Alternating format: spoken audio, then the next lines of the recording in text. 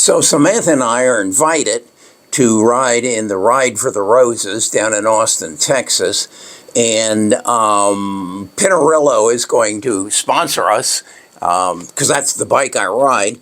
And I decide I want a special pair of shoes. So I go to Nike and I actually design these shoes.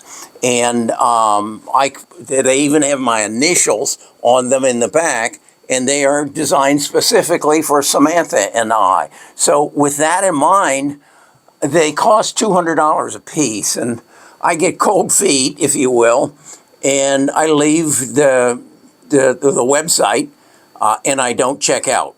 And so what happens is 3 days later, I'm watching CNBC, and you know they have this Zen commercial, and rather than the Zen, there is a picture of Samantha and I on our Pinarello bikes wearing our shoes that are designed specifically to go with the bike, and it says, and Kerry, rather than $200, if you show up today, we'll do them for $150 a piece. And that's on TV. That's the future of advertising. And it's going to be brought to you by KVYO, Klaviyo. I did a podcast on it. I did a deep search, Samantha did.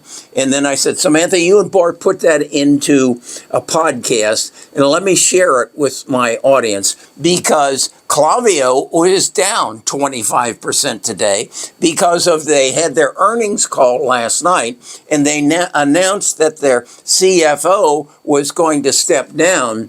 And that's all the explanation that was there. And the stock went down. Well, I loaded up.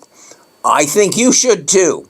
But before you do, I think you should know what Samantha and I know about Klaviyo. And I think you should go into the description, click on the link, and I'm going to share the discussion that Samantha and Bart have about Klaviyo and the future of advertising, and what the price of that stock's going to be in the future if they don't get bought out by some giant who says, this is unbelievable.